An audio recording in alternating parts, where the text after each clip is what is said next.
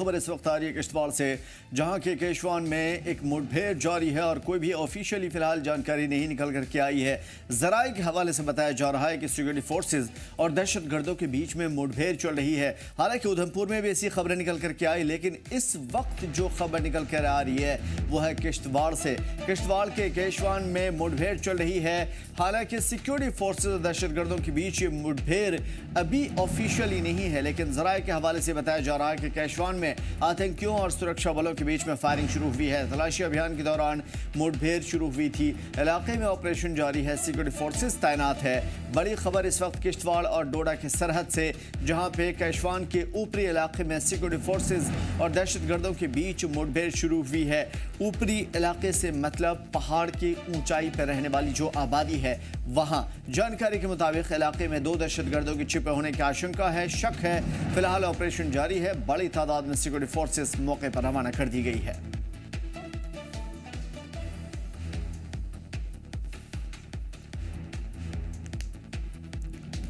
जम्मू कश्मीर के 2 अलग अलग मुकाम पर इस वक्त ऑपरेशन चल रहा है। नंबर 1 उधमपुर और दूसरा किश्तवाड़, जहां पे इस वक्त ये बताया जा रहा है कि जो ऊपरी इलाके हैं, पहाड़ी इलाके हैं, उस पर दहशतगर्दों के होने का शक बताया गया और उसके बाद सेना का ये अभियान शुरू हुआ। सेना की ये कार्रवाई शुरू हुई। सिक्योरिटी फोर्सेस और दहशतगर्दों के बीच में मुठभेड़ की खबर है। 2 दहशतगर्दों के घिरे होने का शक जताया गया है। 2 दहशतगर्द यहाँ पे छुपे हुए हैं। बताया जा रहा है कि धमाके की आवाज़ और गोली चलने की आवाज़ सुनी जा रही है। फिलहाल ऑफिशियली इस तरह की जानकारी निकल करके सामने नहीं आ पाई है कि क्या कुछ है इस हवाले से या कितने लोग हैं इसमें इन्वॉल्व, लेकिन इतना ज़रूर बताया जा रहा है कि दहशतगर्दों और फौज के दरमियान इनकाउंटर चल रहा है। गोलियों की धमाके की आवाज़ सुनी जा रही है। ऊपरी इलाके में 2 दहशतगर्दों के छिपे होने का शक है। फिलहाल एडिशनल फोर्सेस को तैनात किया गया है। केशवान इलाका जो कि ऊपरी इलाका कहलाता है, यानी कि धरती से काफ़ी ऊपर, धरती का मतलब कि आम सतह जो होती है धरती की उससे काफ़ी ज़्यादा ऊपर, पहाड़ी के ऊपर जो आबादी होती है, वहाँ एक इलाका है किश्तवाड़ में केशवान के नाम से। केशवान जहाँ पे इस वक्त मुठभेड़ चल रहा है। बड़े पैमाने पर सिक्योरिटी फोर्सेस और दहशतगर्दों के बीच में ये मुठभेड़ ज़बरदस्त तरीके से दोनों तरफ से चल रही है। किश्तवाड़ का रुख करेंगे मुंतशिर, हमारे साथ जुड़े हुए हैं। मुंतशिर, क्या कुछ सूरत हाल है, अपडेट चाहेंगे आपसे? आमिर, आपको मैं बता दूं, ये सिक्योरिटी फोर्सेस को इंटेलिजेंस इनपुट थे कि इस इलाके में जो है वो कुछ जो आतंकियों की जो है मूवमेंट थी, उसके बाद जो है वो सिक्योरिटी फोर्सेस ने पूरे इलाके को जो है वो छावनी में तब्दील कर दिया था। और आज की अगर हम बात करें, सिक्योरिटी फोर्सेस इलाके की जो है जब कॉर्डन में लिया था तो 2 सस्पेक्ट को देखा गया। उसके बाद जो है वो सिक्योरिटी फोर्सेस ने उनके ऊपर जो है वो अंधाधुंध जो है वो गोलियां बरसाई। आपको मैं बता दूं, जो ही ये इन्फॉर्मेशन आती है उसके बाद जो है एडिशनल सिक्योरिटी फोर्सेस जो है वो पूरे एरिया की तरफ जो है वो रश कर दी गई। आपको मैं बता दूं, ये जो है खथरी टॉप का इलाका है, जो है वो जंगलात का इलाका है और कहीं ना कहीं सिक्योरिटी फोर्सेस की तरफ से जो है वो अब इस पूरे ऑपरेशन को जो है इस वक्त जो है वो चलाया जा रहा है। और ये डोडा डिस्ट्रिक्ट और किश्तवाड़ डिस्ट्रिक्ट का जो है वो बॉर्डर का एरिया है और यहाँ पर जो है वो खथरी टॉप का इलाका है, जहाँ पर इस वक्त जो है वो इनकाउंटर जारी। आपको बता दूं, अभी अभी जो है वो आर्मी की तरफ से जो है वो इसमें ऑफिशियल कंफर्मेशन भी आ चुकी है और इंडियन व्हाइट नाइट कॉर्प्स की तरफ से जो है वो अभी इंफॉर्मेशन आ चुकी है। उन्होंने जो है ट्वीट करके बताया है कि किश्तवाड़ में जो है वो केशवान इलाके में जो है वो इनकाउंटर स्टार्ट है सिक्योरिटी फोर्सेस और आतंकियों के बीच, और जिसमें बताया जा रहा है कि 2 जो है वो आतंकी जो है वो ट्रैप है। हालांकि इसमें जो है वो Assam rifle, Indian army, SOG, Jammu Kashmir police और 18 आरआर जो इस वक्त जो है वो ऑन जॉब है और लगातार जो है वो प्रयास करी कि जल्द से जल्द इन आतंकियों को जो है वो न्यूट्रलाइज किया जाए, क्योंकि ये जंगल का इलाका है और टॉप जो है वो हाई रिचेस माउंटेन है और ये जो है वो बॉर्डर का इलाका है, डोडा और किश्तवाड़ का इलाका है। तो कहीं ना कहीं सिक्योरिटी फोर्सेज इन घने जंगलों में जो है वो अगर कहीं ना कहीं जो है मुश्किल का सामना करना पड़ेगा। लेकिन आपको मैं बता दूं, इस वक्त जो है लगातार जो है इस वक्त भी जो है वो गोलियों का तबादला इस वक्त भी जारी है और लगातार सिक्योरिटी फोर्सेज प्रयास कर रही है कि जल्द से जल्द इन आतंकियों को जो है वो ढेर किया जाए। क्योंकि पूरे किश्तवाड़ की अगर हम बात करें तो कहीं ना कहीं पिछले 1 साल से लगातार जो है वो जो ये गतिविधियां हो रही थी, उसके बाद जो सिक्योरिटी फोर्सेज को चाहे वो नैदगाम का इलाका हो, चाहे वो सिंहपोरा का इलाका हो और केशवान का इलाका हो, लेकिन 2 महीने पहले जो है वो सिक्योरिटी फोर्सेज को जो है वो नैदगाम इलाके में जो है वो सफलता हाथ लगी थी, जिसमें 3 फॉरेन टेररिस्ट को जो है वो सिक्योरिटी फोर्सेज ने मार गिराया था। लेकिन आज इस वक्त जो है वो केशवान इलाके में जो है इसका जो है वो इनकाउंटर जारी है। देखने वाली बात की कब तक जो है सिक्योरिटी फोर्सेज को जो है इस इनकाउंटर में जो है वो कामयाबी हाथ लगती है। जी हाँ। बड़ी बात यह है कि जिस तरीके से आप बता रहे हैं ये ऊंचाई वाला इलाका है और यहाँ पे अब ऑफिशियली तौर पे भी इसकी जानकारी निकल करके आई है। मैं आपसे समझने की कोशिश करूंगा कि ये जो पूरा इलाका है किस तरह का है, कितनी दूर फैला हुआ ये जंगल है, पहाड़ी एरिया है और यहाँ की जो लैंडस्केप टोपोग्राफी है दहशतगर्दों के लिए क्या मुआविन हो सकती है भागने में? बिल्कुल, देखिए आमिर, क्योंकि ये हाई ट्रेंड माउंटेन्स है और इसके जो क्योंकि ये पहाड़ी इलाका है और घने जंगल है, कहीं ना कहीं आतंकियों को जो है इनमें जो है वो जो है फॉरेस्ट जंगल का इलाका और नेचुरल केव्स हैं यहाँ पर, जिनमें आतंकी जो है वो पनाह लेते हैं। लेकिन अगर हम पूरे इस एरिया की बात करें तो ये चाहे वो डोडा का इलाका हो, चाहे किश्तवाड़ का इलाका हो या चाहे वो अनंतनाग का इलाका हो, ये सारे डिस्ट्रिक्ट जो है वो आपस में कनेक्टेड है। हाई माउंटेन्स जो है वो आपस में कनेक्टेड है। और आपको मैं बता दूं, कहीं ना कहीं इसमें जो है वो सिक्योरिटी फोर्सेज अब लगातार जो है इस इलाके को जो है छावनी में तब्दील कर दिया गया है। लेकिन आपको मैं बताऊं, क्योंकि जब से जो है किश्तवाड़ में मिलिटेंसी एक्टिव हुई उसके बाद सिक्योरिटी फोर्सेज ने चप्पे चप्पे पर जो है वो नजर बनाए हुए। हालांकि जो किश्तवाड़ के जो अनंतनाग डिस्ट्रिक्ट के साथ जो है बॉर्डर उनको भी सील कर दिया गया है, डोडा के साथ जो है वो जो हमारा जो बाउंड्रीज है उनको सील कर दिया गया है। लेकिन जो ही जो है वो सिक्योरिटी फोर्सेज को इंटेलिजेंस इनपुट्स मिले थे कि इस इलाके में जो है वो 2 से 3 आतंकी जो है वो छुपे हुए थे। सिक्योरिटी फोर्सेज ने इस इलाके जो है वो छावनी में तब्दील कर दिया था। लेकिन इस वक्त की अगर हम बात करें तो एक्सचेंज ऑफ फायर जो है वो हुआ है और इस वक्त भी जो है वो फायरिंग हुई है और इनकाउंटर जो है वो जारी है। जी आमिर, नज़र बनाए रहिए, दोबारा आपकी तरफ आएंगे अपडेट के लिए। फ़िलहाल ये जो इलाका है यहाँ पे बड़े पैमाने पर इनकाउंटर की खबर है और साथ में यहाँ पे एडिशनल फोर्सेस को भी तैनात कर दिया गया है। इसके अलावा भी चूँकि जम्मू कश्मीर के उधमपुर में भी इस तरह की खबरें सामने आ रही है जहां पे बताया जा रहा है कि जल्द से जल्द दुश्मनों को न्यूट्रलाइज कर लिया जाएगा। उधर सीएम उमर अब्दुल्ला ने हाल ही में हुई भारी बारिश और बाढ़ से पैदा हुई सूरत हाल पर तशवीश का इजहार करते हुए कहा कि सरकार नुकसान का पूरा जायजा ले रही है, जहां भी मुआवजे की जरूरत होगी वो जरूर दिया जाएगा। नेशनल हाईवे को लेकर के उन्होंने साफ कर दिया है कि एक 300 मीटर का जो हिस्सा है वो बह गया है, फिर भी ट्रैफिक पूरी तरीके से रोकी नहीं गई। उन्होंने भरोसा दिलाया है कि मुरम्मत का काम तेजी से चल रहा है, जल्द ही ट्रैफिक दोबारा ठीक होगी। अपोजिशन की बातों पर रद्द-ए-अमल का इजहार किया, बोला कि कम से कम एक चीज़ तो है जिसके लिए हमें दोष नहीं दिया जा सकता और इस वक्त अमन कायम रखना हमारी सरकार की पहली जिम्मेदारी है।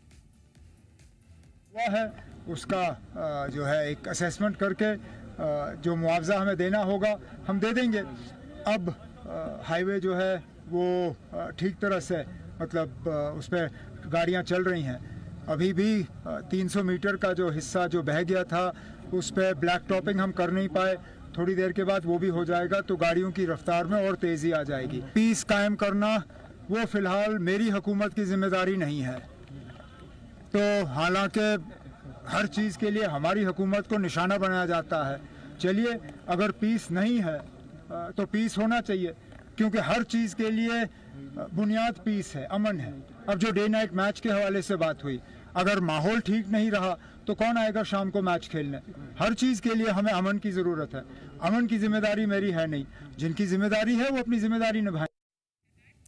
वैसे अमन की जिम्मेदारी सबकी होती है, चाहे वो सीएम हो या एडमिनिस्ट्रेशन के लोग। सीएम उमर अब्दुल्ला ने अपनाया है कि हाल ही के दिनों में सयाह पर ज़्यादा तवज्जो दिया जा रहा है, लेकिन उन्होंने जोर देकर यह भी कहा कि उनकी सरकार जम्मू कश्मीर में इंडस्ट्रियल ढांचे को मजबूत करने के लिए पूरी तरीके से पुरज़्म है। उन्होंने जम्मू कश्मीर की तमाम खूबियों की तरफ इशारा किया, जैसे कि सस्ती ज़मीन, कम दरों पर बिजली की फराहमी, GST और रीइम्बर्समेंट और ट्रेंड ह्यूमन रिसोर्सेज। कहा कि सिंगल विंडो क्लियरेंस सिस्टम को और सरल और मौसर बनाया जाएगा ताकि सरमायाकारी को आसान किया जा सके। उमर अब्दुल्ला ने कहा कि टूरिस्ट हमारी तरक्की की कहानी का एक बड़ा हिस्सा है, लेकिन सनअतकारी को भी उतना ही तवज्जो मिलनी चाहिए। उन्होंने साफ कहा है कि जम्मू कश्मीर आज पुरसुकून है और कारोबार के लिए पूरी तरीके से खुला। इन्वेस्टर्स ने बेझिझक सुझाव देने की अपील की ताकि वाकई में इस कारोबार को या किसी भी कारोबार को जम्मू कश्मीर के अंदर उसके लिए माहौल साजगार बनाया जा सके।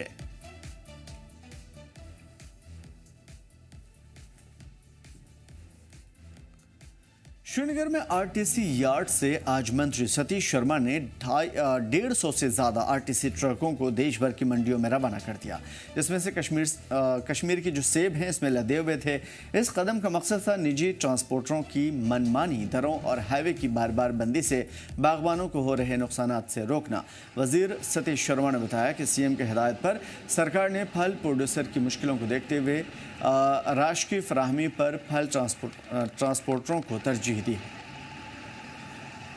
कि कल का जो मुहूर्त है सुबह 6:10 से जो सूर्योदय हो रहा है, उसके साथ ही जो मुहूर्त शुरू हो जाएगा और 7:30 बजे से लेकर 9 बजे के बीच में जो राहु काल है उसका थोड़ा विचार कर लीजिए और 9 बजे के बाद पूरा दिन ही शुभ है।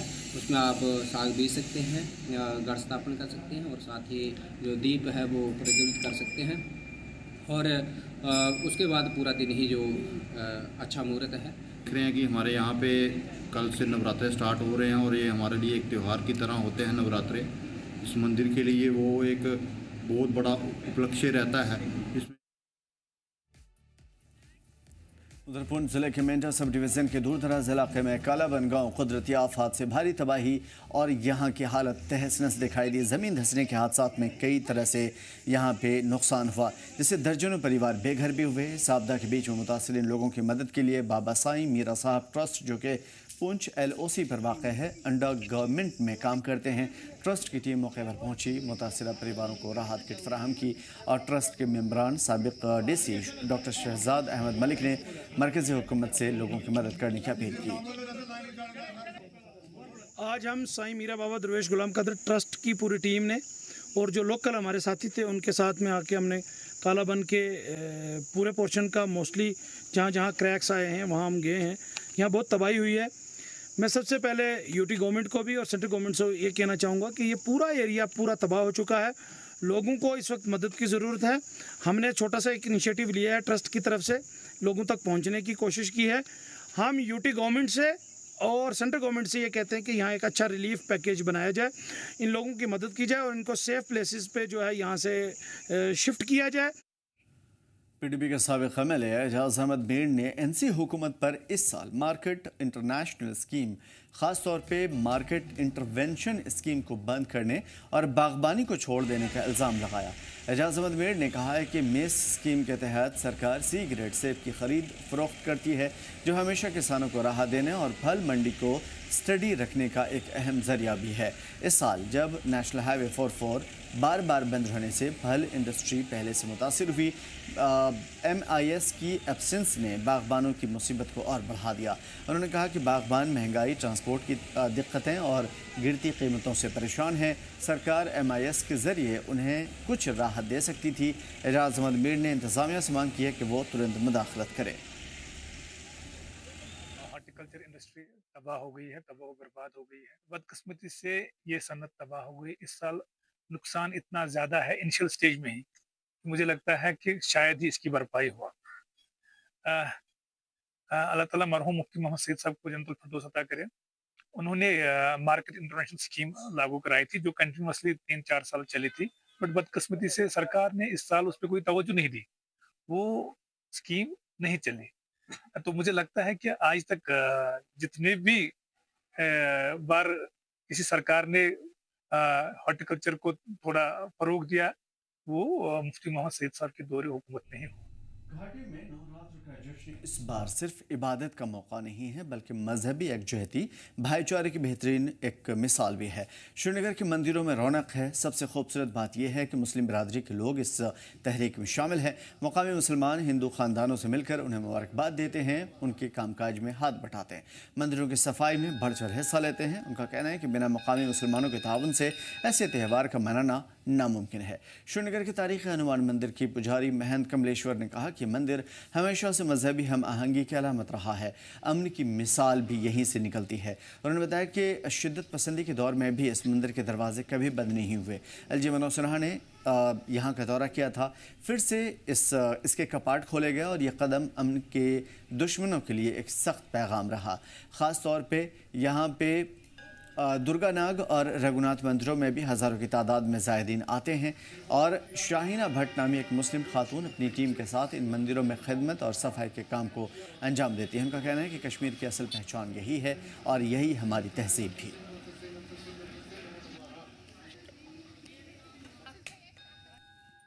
सर्वप्रथम पूरे विश्व को हम नवरात्रों की मुबारकबाद, शुभकामनाएं देते हैं। जैसा कि आप जानते हैं, ये जो पर्व आ रहा है जो कल से शुरू होगा, नवरात्रों का पर्व है। नवरात्रे मतलब 9 दिन। नवरात्रों में जो है हमारे जो सनातनी लोग हैं वो क्या करते हैं कि नवरात्रों में 9 दिन माता का उपवास करेंगे। 9 दिन उपवास करेंगे, माता की साग लगाते हैं। जैसे बंगाल हैं, जब कुछ तरफ है वहाँ माता का विग्रह मूर्ति भी रखी जाती है, फिर उसका 9 दिन बाद विसर्जन होता है। लेकिन हमारे जैसे आप उत्तर भारत में आप देख सकते हैं कि लोग जहाँ साग लगाते हैं और 9 दिन तक जो है वो खाना नहीं खाएंगे, भोजन नहीं करेंगे, उपवास करेंगे।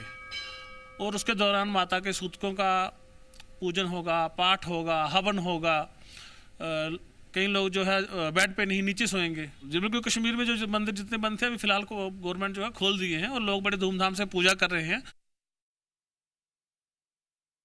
यहाँ तो नवरात्रा जो है बड़ी धूमधाम से मनाया जाता था और जो यहाँ हमारे सनातन धर्म के लोग रहते थे बड़ी शानदार और अच्छी तरीके से मनाते थे। नवरात्रा का मतलब है नवरात्रि जो है वो एक प्रेम के साथ जो है प्रभु का, परमेश्वर का, माता रानी का जो है अध्ययन ध्यान करके वो जो है पूजा पाठ करते हैं। अभी सब तैयारी, अभी खेतरी वगैरह बीजने की तैयारी चल रही है, मंदिर वगैरह साफ़ हो रहे हैं, नई नई पोशाकें चढ़ रही हैं माता रानी को, तो सब हर तरह की तैयारी हो रही है। अभी यहाँ बहुत अच्छा लगता है। अभी तो काफ़ी हद तक चेंज हो गया है। अभी तो हर त्यौहार यहाँ पे बहुत ही हर्षोल्लास से मनाया जाता है और काफ़ी लोग आते जाते हैं। हमने अक्सर देखा है कि यहाँ पे कोई भी त्यौहार होता है तो भीड़ भाड़ बहुत होती है। बहुत अच्छा माहौल है सर, आज से स्टार्ट हुए हैं तो सब आ रहे हैं, दर्शन करने आ रहे हैं यहाँ पे, सब ठीक है। आप कहाँ से हैं? मैं पंजाब से, अमृतसर से। पंजाब और यहाँ क्या मुख्तलिफ लगता है आपको? नहीं, यहाँ पे बहुत अच्छा माहौल है, बड़ा भाईचारा है, ऐसी बात नहीं। यहाँ से भी लोग वहाँ पे आते हैं, वहाँ से यहाँ पे आते हैं। मैं तो यहाँ पे रेगुलर आता हूँ। कितने समय से रहते हैं यहाँ पे मुझे 1 हफ्ता हो गया सर। यहाँ तो एकता बहुत ज़्यादा है सर, भाईचारा बहुत अच्छा है सर। यहाँ पर तो बहुत अच्छा भाईचारा हमारा इनके साथ है, सारा कुछ है, तो कॉपरेशन अच्छा है सर। और इन्होंने हमें बहुत सपोर्ट भी किया हुआ है सर, ऐसी बात नहीं कि हम नहीं बोलेंगे, सपोर्ट भी किया है। और बाकी त्यौहार में ये भी हमारे पास आते हैं, हम भी इनके पास जाते हैं सर, ऐसे ही सर चल रहा है सर। मैं अभी तो जो मोदी जी के ये किया कुछ, अब तो अच्छा लग रहा है। ये माहौल जो आजकल तो सही लग रहा है थोड़ा। इनको अब ये कुछ सुधर भी गए हैं। देखो आप जो नवरात्रा है तो इसलिए आज लोग जो बड़े खुले दिल से मना रहे हैं कि आगे वाला जो बहस है वो नहीं है, अब बह नहीं है। अब इतना है कि इक्का दुक्का केस हो रहा है, लेकिन हम ये नहीं कहेंगे कि अब पूरा सही हो गया, पूरा नहीं सही हुआ। अभी देखिए यहाँ पे ऐसा कोई माहौल नहीं है। आप देखिए हम अभी मंदिर में खड़े हैं, दुर्गा नाग मंदिर है, यहाँ पे हम आए हैं। यहाँ पे कुछ अपना ही काम था और देख रेख करने आए कि कल यहाँ पे इनका जो प्रोग्राम है तो उसके एवज में हम देखने आए यहाँ पे कैसा चल रहा है, सफाई कैसी हो रही है।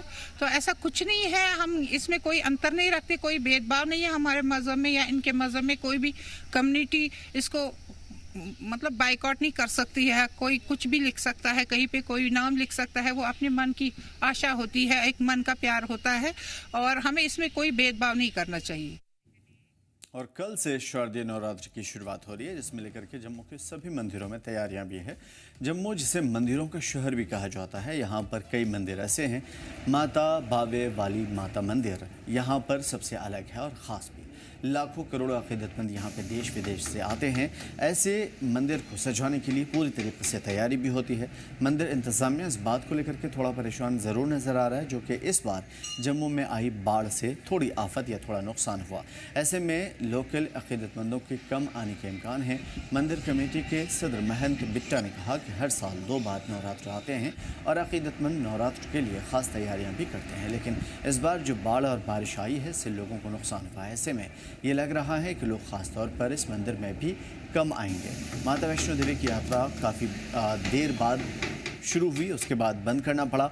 जो बाहर से आने वाले श्रद्धालु इस मंदिर में आते थे उनमें भी काफ़ी कमी नज़र आ सकती है। ये तैयारी का तो इस बार हमारी तैयारी करते करते बड़े लेट हो गए। पहले तो स्टार्टिंग में बारिशें ही रही यहाँ पर, अब बारिशें बंद हुई तो हमने तैयारियों में जोर पकड़ा। बाकी देखिए साल में 2 बार नवरात्रे आते हैं, वो तो हमारा रूटीन भर का 12 महीने ही हमारी तैयारियाँ चलती रहती हैं। बाकी फिर भी हमने काफ़ी अच्छी व्यवस्था की है इस बार। हमने भक्तों के लिए यहाँ लंगर की व्यवस्था है, व्रत वालों की अलहदा है, दूसरों के लिए अलहदा है। बाकी यहाँ पर सिक्योरिटी का इंतजाम बड़ा अच्छा है, कैमरे हर जगह लगाए हुए हैं, पार्किंग से लेकर मंदिर तक आप कैमरों में ही रहेंगे। बाकी देखिए जगशाला हमारी थी वो थोड़ी डैमेज हो गई ही इस बार बारिशों से, फिर इस बार यहाँ होवर की व्यवस्था नहीं है, बाकी हर चीज़ की यहाँ व्यवस्था। कल से शारदीय नवरात्रे शुरू हो रहे हैं और जम्मू के जितने भी प्रसिद्ध शक्तिपीठ हैं उन मंदिरों को सजाने का और अच्छी तरह से बढ़िया तरीके से उसको डेकोरेट करने का मंदिरों को काम चल रहा है। मैं समय जम्मू के बहु फोर्ट में हूँ और माता बावे वाली माता का विख्यात मंदिर है। हर साल करोड़ों लोग यहाँ पर आते हैं, जम्मू से ही नहीं देश विदेश से भी। ऐसे में माता की शक्ति को हर कोई मानता है और नवरात्रों पे माता के दर्शन करने के लिए यहाँ पर 24 घंटे जो है भगत आते रहते हैं। अभी मैं मंदिर परिसर में हूँ, यहाँ पर डेकोरेशन आप देखेंगे धीरे धीरे करी जा रही है। अभी इस तरह से लाइट्स लगाई जा रही हैं और इसके बाद जो फूल हैं जो दिल्ली और बंगाल से लाए गए हैं वो भी लगना शुरू हो जाएंगे। मंदिर परिसर में पेंट का काम भी चल रहा है, पूरी तरह से सजावट चल रही है। और क्योंकि नवरात्रे हैं, साल में 2 बार आते हैं तो लोगों को काफ़ी इंतज़ार रहता है। लेकिन इस बार नवरात्रे कुछ अलग हैं क्योंकि एक बड़ा सैलाब जम्मू ने देखा, लोगों की बहुत हानि हुई। एक अनुमान ये भी है कि जिस तरह से लोग आते हैं उस क्षमता में नहीं आएंगे, कम आएंगे। वहीं माता वैष्णो देवी आने वाले श्रद्धालु यहाँ से ज़रूर माथा टेक के जाते हैं जो मोस्टली जम्मू आते हैं। ऐसे में माता वैष्णो देवी के लिए भी यात्रियों का आना कम हुआ है तो यहाँ पर भी लोगों का जो बाहर से आने वाले उनमें कमी नज़र आएगी। लेकिन ओवरऑल उस सब के बीच में नवरात्रे जो हैं वो अच्छे तरीके से हों उसके लिए मंदिर प्रशासन पूरे इंतज़ाम भी कर रहा है। सिक्योरिटी पूरी टाइट रहेगी, सीसीटीवी कैमरास के मॉनिटरिंग पूरे मंदिर परिसर में रहेगी और सुबह लगभग 2 बजे से मंदिर खुल जाएगा। 4 बजे से लोगों के लिए दर्शन करना शुरू होंगे। दिन में 1 घंटे का ब्रेक होगा और रात को 10 साढ़े 10 बजे माता की आरती का मंदिर बंद कर दिया जाएगा। हर साल लाखों करोड़ों लोग आते हैं और इस बार भी नवरात्रों के लिए पूरी तैयारियां की जा रही है और अनुमान यही है कि लोग आएंगे लेकिन कुछ क्षमता जो है वो कम रहने वाली है क्योंकि आसपास के इलाकों में काफ़ी नुकसान हुआ है, खासतौर पर जहाँ से लोग आते हैं। लेकिन उसके बावजूद भी अगर हम बात करें चाहे वैष्णो देवी हो या जितने भी शक्तिपीठ हों, हर जगह जो है वो नवरात्रों की तैयारी चल रही है। ऐसे में जम्मू के बावे वाली मंदिर में भी नवरात्रों के लिए इस समय पूरी तैयारियाँ जो है मंदिर जो प्रशासन है, प्रबंधन है वो करता हुआ नजर आ रहा है। जी, जम्मू कश्मीर लद्दाख के लिए जम्मू से पहुँच पटियाला। उधर शरद नवरात्रि की शुरुआत कल से होने जा रही है और कल पहला नवरात्र शुरू होगा। नवरात्र को लेकर के सांबा के मशहूर चीची माता मंदिर को रंग बिरंगे फूलों से सजाया गया है। पंडितों ने कहा कि कल प्रथम नवरात्र सुबह 6 बजे से 9 बजे तक राहु काल से शुरू हो जाएगा। 9 बजे के बाद से कभी भी यहाँ पे शंख फूंका जा सकता है, माता रानी की अखंड ज्योत जलाया जा सकता है। चीची माता मंदिर मैनेजमेंट कमेटी के सदर का कहना है कि तैयारियां पूरी तरीके से मुकम्मल हैं और ज़िला इंतज़ामिया के ज़रिए मीटिंग की गई थी। सिक्योरिटी के भी पुख्ता इंतजाम हैं। उन्होंने कहा कि सीसीटीवी कैमरे 16 से बढ़ा करके 64 कर दिए गए हैं और इस बार दिल्ली से मंदिर की सजावट के लिए कारीगर आए हुए हैं, ख़ास तैयारियां की गई है। टूरिज़्म महकमे पर नाराज़ नज़र आए और टूरिज़्म महकमे का कोई भी मददगार इनके पास नहीं आया, इस तरह की बातें इन्होंने कही। फिलहाल चीची माता मंदिर मैनेजमेंट कमेटी ने अक़ीदतमंदों को चीची माता मंदिर आने की अपील की। कल का जो मुहूर्त है सुबह 6:10 से जो सूर्योदय हो रहा है उसके साथ ही जो मुहूर्त शुरू हो जाएगा और 7:30 बजे से लेकर 9 बजे के बीच में जो राहु काल है उसका थोड़ा विचार कर लीजिए और 9 बजे के बाद पूरा दिन ही शुभ है। उसमें आप साग बीज सकते हैं, गढ़ स्थापन कर सकते हैं और साथ ही जो दीप है वो प्रज्वलित कर सकते हैं और उसके बाद पूरा दिन ही जो अच्छा मुहूर्त है। देख रहे हैं कि हमारे यहाँ पे कल से नवरात्रे स्टार्ट हो रहे हैं और ये हमारे लिए एक त्यौहार की तरह होते हैं नवरात्रे। इस मंदिर के लिए वो एक बहुत बड़ा उपलक्ष्य रहता है। इसमें तैयारियां हमारी जैसे सजावट का फूल, रंग बिरंगे फूलों से हमने सजावट की है। बाहर के लोग कारीगर यहाँ पे आए थे, दिल्ली के लोग आके यहाँ पे उन्होंने अपना काम किया। पिछले 15-20 दिन से वो युद्ध स्तर पे काम कर रहे थे, दिन से लेकर रात तक वो लगे रहते थे और कल ही हमारा ये सुबह कल हमारा ये काम कंप्लीट हुआ इसका सजावट का। उधर सिविक एक्शन प्रोग्राम के तहत कठवा पुलिस ने पुलिस स्टेशन बानी में वॉलीबॉल टूर्नामेंट का कामयाब इनेकाद किया और इस कंपटीशन में बानी और आसपास के इलाकों से स्कूल की 8 टीमों ने हिस्सा लिया था। टूर्नामेंट का इफ्तिताह डीएसपी ऑपरेशन आमीन ने किया और पहला मुकाबला भरमोटा और बानी की टीमों के बीच में हुआ था, जिसमें काफ़ी मशक्क़त के बाद भरमोटा टीम ने 2-1 से जीत हासिल कर ली। वहीं फाइनल मुकाबला लोवांग और चांदल के बीच में खेला गया है, जिसमें लोवांग टीम ने शानदार मुजाहरा करते हुए खिताब अपने नाम किया। इस दौरान खिलाड़ी मोहम्मद आसिफ ने बेहतरीन खेल का प्रदर्शन किया और यहां सभी के दिल जीत लिए। फाइनल मैच के बाद सभी 8 टीमों को वॉलीबॉल किट तकसीम की गई, जबकि जीती हुई टीम को तारीफ खतूत और वॉलीबॉल किट तकसीम किए गए। इस मौके पर ख़ास तौर पर स्टेशन हाउस ऑफिसर बनी सुरेंद्र रैना ने कहा कि इस टूर्नामेंट का मकसद था नौजवानों को खेलों से जोड़ना ताकि वो इधर उधर न भटक जाएं। युवाओं के लिए बस यही संदेश है हमारा J&K पुलिस की तरफ से, वो अपना सारा फोकस जो है अपने पढ़ाई के साथ साथ अपने स्पोर्ट्स की तरफ दें, नशे से दूर रहें। नशा मुक्ति जो जितने भी अभियान चलाए जा रहे हैं, उसी के साथ साथ ये जो स्पोर्ट्स वाला हमने रखा है, इसी का हमारा जो मूल इसका कारण है ये रखने का, अपने युवाओं की जो एनर्जी है वो स्पोर्ट्स की तरफ चैनलाइज करने का, और ताकि वो अपने जो उनका जो आजकल आप सोसाइटी में देख रहे हैं नशे का लत लगी है कुछ लोगों को, उससे दूर किया जाए। उधर जम्मू की पुरानी गलियों में आज भी एक खास परंपरा जिंदा है। एक ऐसा मुस्लिम खानदान जो कि पिछले 70 साल से डोगरा शाही पहनावे की पहचान को संभाल रहा है। क्या कुछ है खास, देख रिपोर्ट में।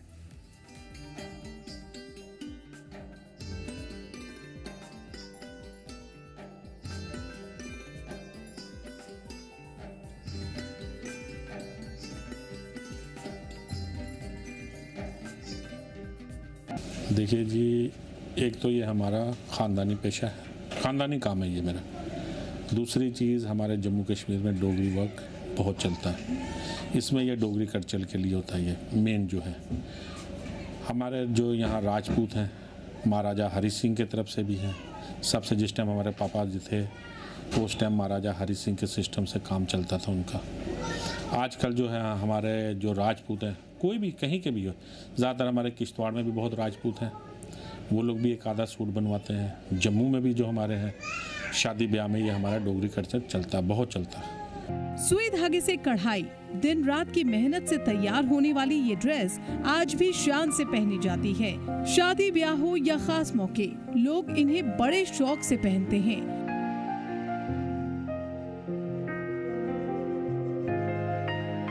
मैं ये चाहता हूँ सरकार थोड़ी हमारी मदद करें कि हम भी आगे और भी लोगों को सिखाएं तो आगे बढ़ाएं। तो ये काम हमारा चलता रहना चाहिए।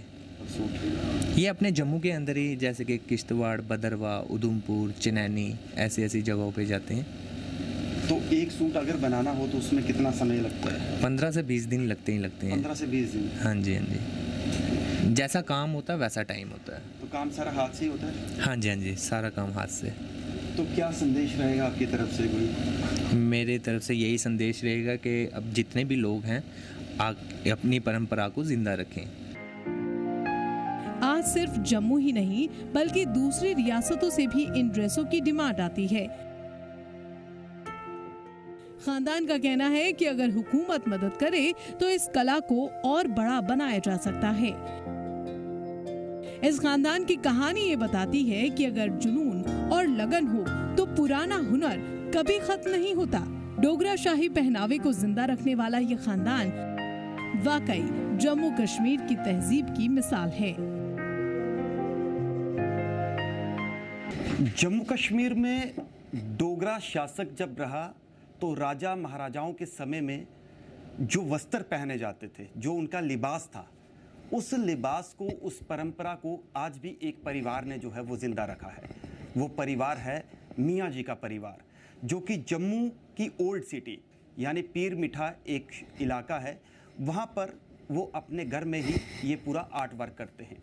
जैसे ही आप तस्वीरें देख रहे हैं, इन तस्वीरों में साफ तौर पर ये दर्शाता दिख रहा है कि ये आर्ट वर्क सुई और धागे का खेल है। और आज के समय में कहीं ना कहीं हमारी जो संस्कृति है, हमारी जो सभ्यता है, उसको ज़िंदा रखना ये अपने आप में एक इतिहास है। डोगरी सूट जो है वो यहाँ पर जो मियाँ जी के बेटे हैं रज़ा, वो यहाँ पर बनाते हैं, और उन्हीं के आगे जो बेटे हैं अरशद, वो भी तीनों यानी तीसरी पीढ़ी तक जो है ये परंपरा चलती आ रही है। और आज इनका अच्छा खासा नाम है। ये परिवार लखनऊ से चला था और आज जम्मू के अंदर अपनी इस संस्कृति को, अपने इस आर्ट को बिखेर रहा है। और ना केवल जम्मू में बल्कि देश भर के विभिन्न हिस्सों से इनके पास डिमांड्स आती है, उन सूट्स का जो है डिमांड्स आती है कि लोग अपनी इच्छा अनुसार, अपने डिज़ाइन अनुसार इन्हें बताते हैं कि किस तरह से हमारा ये सूट डिज़ाइन करना है, ये बनाना है। और हमने आज ये ख़ास तौर पर इनसे बातचीत की और उस बातचीत में ये पाया कि लगभग अगर एक सूट बनाना हो तो 14 से 15 दिन तक भी इस आर्ट वर्क को करते हुए, सूट को बनाते हुए जो है वो लगते हैं।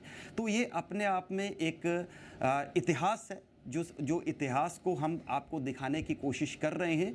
और दूसरी बात ये है कि जैसे भारत सरकार आज कई योजनाएं चला रही है और इनसे जब हमने बातचीत की तो इन्होंने कहा कि अगर सरकार की तरफ से ऐसा सपोर्ट मिलता है तो शायद हम इस कार्य को और आगे भी बढ़ा सकते हैं। हालांकि इन्होंने ये भी दावा किया है कि ये जो तीसरी पीढ़ी अभी काम कर रही है, जो आने वाली चौथी पीढ़ी है, हम उसे भी ट्रेंड करेंगे, यानी उन्हें भी ये चीज़ सिखाएंगे।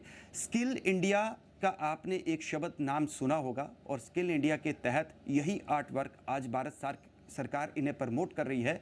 लेकिन अगर हमारा ये वीडियो कोई अधिकारी देख रहा है तो वो ज़रूर इन तक पहुँचे, क्योंकि इन्होंने अपनी बात जो है वो रखी है कि उस तरह का जो है हमें सपोर्ट नहीं मिल रहा है, ताकि ये चाहते हैं कि ये कला, ये आर्ट केवल यहाँ तक सीमित ना रहे, ये एक्सपैंड हो, यानी देश भर के अंदर ये आर्ट जो है वो जाना जाए। क्योंकि उस समय को जो वो समय था राजा महाराजाओं का, उस समय के जो ड्रेसेस वो पहनते थे, जो लिबास पहनते थे, आज भी उनका प्रचलन जो है वो वापस मार्केट में आ चुका है। और इनकी इनका ये जो आर्ट वर्क है, आज इसे जम्मू कश्मीर के अंदर बल्कि हर क्षेत्र में काफ़ी पसंद किया जा रहा है। वीडियो जर्नलिस्ट सौरभ के साथ राही कपूर, जी मीडिया, जम्मू। गांदरबल के वाकुरा गांव में सेब की फसल की तोड़ाई जोरों पर है और आखिरी स्टेज पर। किसान और उनके परिवार दिन रात मेहनत कर रहे हैं क्योंकि नेशनल हाईवे 44 खुल चुका है। लेकिन क्लाइमेट चेंज, सड़कों की खराब हालत, बाजार की कीमतों में जो गिरावट आ रही है, लगातार उनकी फिक्र से बढ़ गई है। क्या कुछ है स्पेशल, दिखाते हैं आपको इस रिपोर्ट में।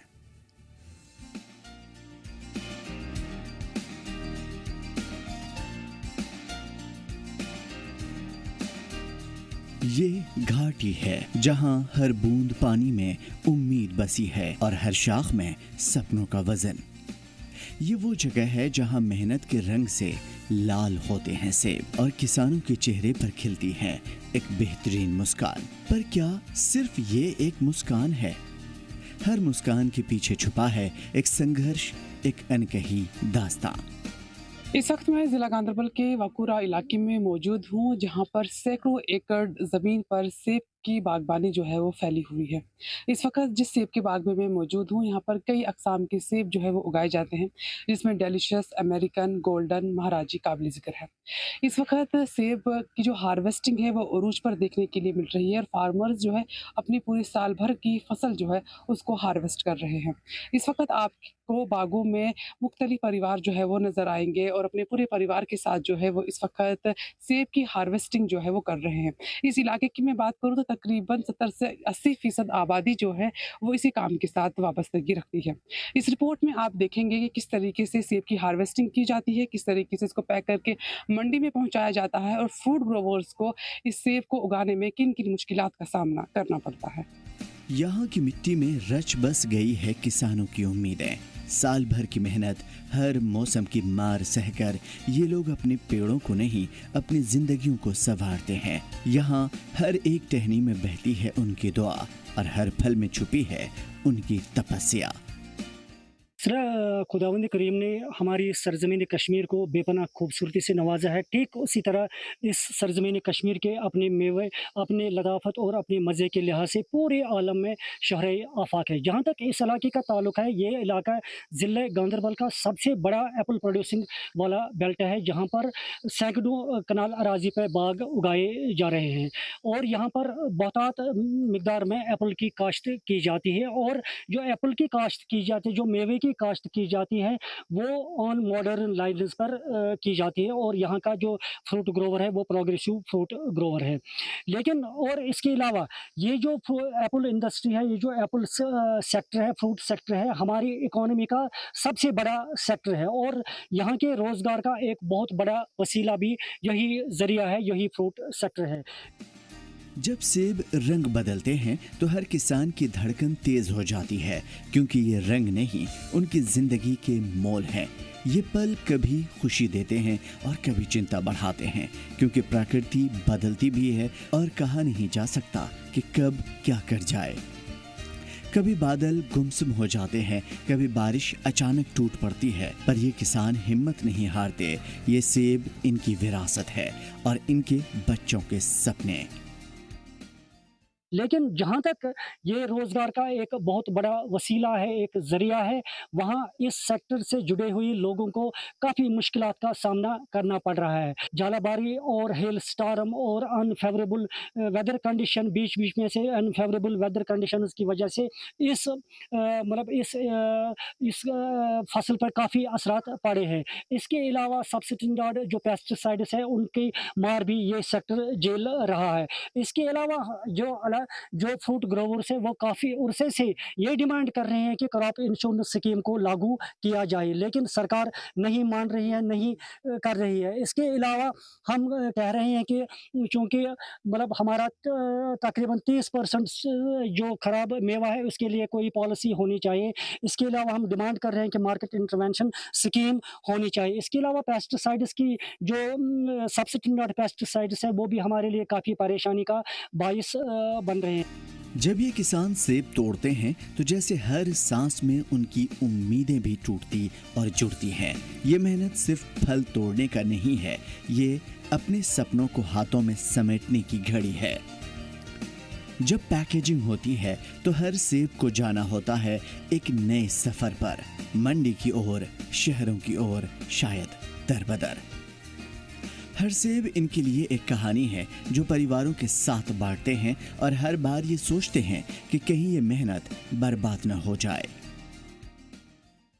हम सेब का काम कर रहे हैं, साफ अलग रखती हैं और बराई का काम है, और जो खराब है वो निकालती हैं, साफ है जो उसका कैंची करके और बराई का काम करते हैं। यहीं पे करते हैं साफ, और ये साफ भी करते हैं, यहाँ पे कैंची भी करते हैं और यहीं पे काम करते हैं।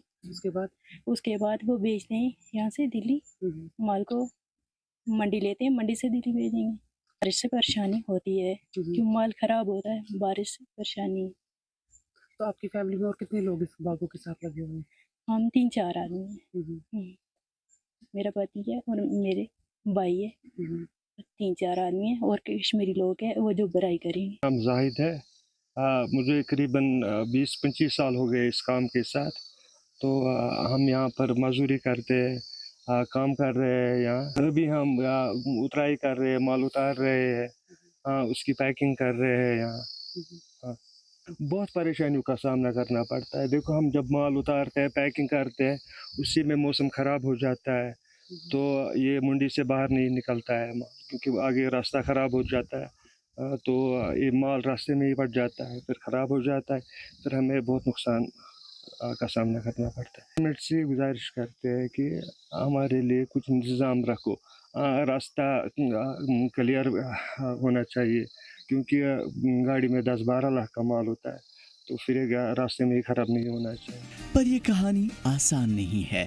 बदलते मौसम, बंद सड़कें और बाजार के उतार चढ़ाव ने इन उम्मीदों को कई बार तोड़ा है। फिर भी किसान हार नहीं मानते। कोल्ड स्टोरेज की ज़रूरत, बेहतर बाजार की आस और सरकार से मदद की गुहार, ये इनकी वो उम्मीदें हैं जो इन्हें जिंदा रखती हैं। अभी जो कुछ 5-7 दिनों से जो नेशनल हाईवे बंद हो, उससे बहुत सारी मुश्किलात हो रहे हैं, और अगर हमारे पास कोल्ड स्टोर होते तो हमें वो मुश्किलात नहीं होते। और इसके अलावा जो पेस्टिसाइड्स और फर्टिलाइज़र जो आते हैं हमारे पास, वो ओरिजिनल नहीं आ रहे हैं। इसके अलावा जो अभी हमारे पास गवर्नमेंट की जो पॉलिसीज़ है वो ग्राउंड लेवल तक नहीं पहुंचती हैं, और मार्केट जो है, जो जैसे कि बाकी मुल्कों से यहाँ सेब आता है और हमारे कश्मीर के सेब को बहुत नुकसान होता है उसकी वजह से। फसल अच्छी है और इससे लगभग 50% लोगों का जो रोज़गार है वो इस सनत से वाबस्ता है।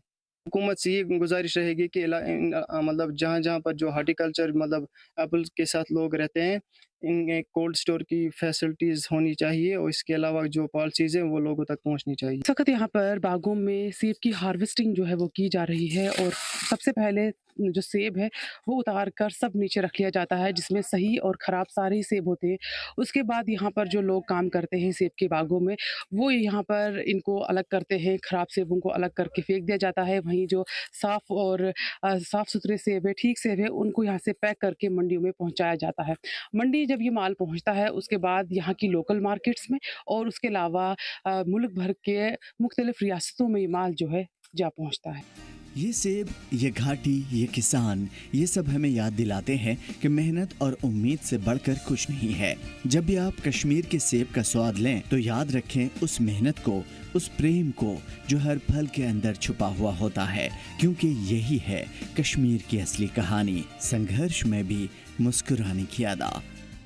अगर हम सेब के हवाले से बात करें तो इस साल इसका प्रोडक्शन ठीक था, अच्छी प्रोडक्शन थी, लेकिन कुछ और फैक्टर्स रहे जिसकी वजह से बागबानों को काफ़ी ज़्यादा परेशानियों का और नुकसान का भी सामना करना पड़ा। इस वक्त अगर मैं इस बाग के हवाले से बात करूँ तो मुख्तलिफ अक़साम की सेब जो है वो यहाँ पर उगाए जाते हैं। अगर इस वक्त आप इस पेड़ पर नज़र डालेंगे तो जो यहाँ पर जो सेब आपको दिखाई दे रहा है ये डेलिशियस इस अक़साम को कहा जाता है।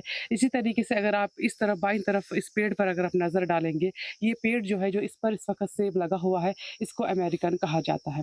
वहीं इस वक्त सेब की हार्वेस्टिंग जो है कश्मीर में वो अरूज पर है। इस वक्त बागबान जो है अपनी पूरे साल की मेहनत जो है उसको हार्वेस्ट कर रहे हैं और इस वक्त ये माल जो यहाँ पर आप देख रहे हैं सेबों का, इसको ये पैक किया जा रहा है। यहाँ से ये माल जो है सबसे पहले मंडी पहुँचेगा और उसके बाद यहाँ की लोकल बाज़ारों में भी और उसके अलावा जो पूरे मुल्क के डिफरेंट रियासतों में जो है ये माल पहुँचता है। आप मुझे ये बताइए कि अभी जब ये माल मंडी पहुँचता है तो वहाँ से कश्मीर के किन इलाकों में ये माल जाता है और कश्मीर के अलावा दीगर रियासतों में कहाँ-कहाँ ये माल तकरीबन हमारा जो मेवा है, क्योंकि आपको मालूम है कि जो जम्मू कश्मीर है वो सबसे ज़्यादा मेवा उगाता है। तकरीबन मुल्क में हमारी टोटल प्रोडक्शन की है उसका 70% अलोन जम्मू कश्मीर उगा रहा है, बाकी 30% हिमाचल और उत्तराखंड में पैदा हो रहा है। ये जो हमारा माल है ये तकरीबन पूरे मुल्क में जा रहा है, पूरे मुल्क की बड़ी-बड़ी मंडियों मुंबई, कलकत्ता, हैदराबाद, गर्ज के हर एक हिंदुस्तान के कोने-कोने में पहुंच रहा है ये हमारा ये मेवा। इसके अलावा लास्ट ईयर ये सरकार की कोशिशों का ही नतीजा है कि इसको एक्सपोर्ट करने की कोशिश, दुबई भी गया है हमारा लास्ट ईयर हमारा ये एप्पल। तो लिहाजा हमारे ये जो ये फ्रूट है ये मुल्क के कोने-कोने में मुल्क की मुख्तलिफ मंडियों में जा रहा है। अभी हम देख रहे हैं कि जैसे कि पिछले 10 दिनों से हाईवे बंद था और माल जो है वो यहीं पे अटका रहा। उस वक़्त किस तरह की परेशानियों का सामना करना पड़ता है? या फिर अगर कुछ और चीज़ें आपके पास हों तो शायद माल ख़राब होने से बच सकता है? क्योंकि आपको मालूम है कि ये जो हमारा ये जो एप्पल है ये पेरिशेबल एक आइटम है, लिहाजा उसकी जो शेल्फ लाइफ है वो बहुत कम है। मतलब पिछले गुज़श्ता 10-15 दिनों से लगातार ये हमारी जो नेशनल हाईवे ये बंद रही है, जिसकी वजह से हमारे जो ट्रेडर्स है, हमारे जो ग्रोवर्स है, उनको काफ़ी परेशानियों का सामना करना पड़ रहा है और बहुत सारा माल अब तो मतलब ट्रकों में ही सड़ गया है। हमारी डिमांड रही है कि यहाँ पर एक स्टोरेज होनी चाहिए। स्टोरेज का कोई इंतज़ाम नहीं है। हमारे यहाँ तकरीबन 24 लाख मीट्रिक टन हमारी प्रोडक्शन है, लेकिन स्टोरेज अवेलेबल यहाँ पर सिर्फ 3 लाख मीट्रिक टन की है स्टोरेज अवेलेबल है पूरे जम्मू कश्मीर में। लिहाजा हमारी सरकार से डिमांड है कि ज़्यादा से ज़्यादा हर एक ज़िले में कोल्ड स्टोर तामीर किए जाएँ ताकि नागहानी मौसमी हालात की वजह से वहाँ पर वो स्टोर मतलब कर सके अपने माल को और नुकसानात से बच सके।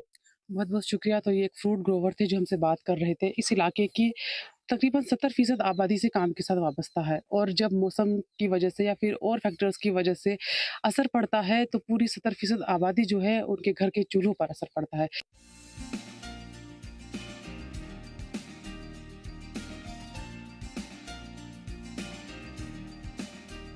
इस रिपोर्ट में आपने देखा कि किन मुश्किलातों का सामना जो है इस वक्त फ्रूट ग्रोवर्स कर रहे हैं।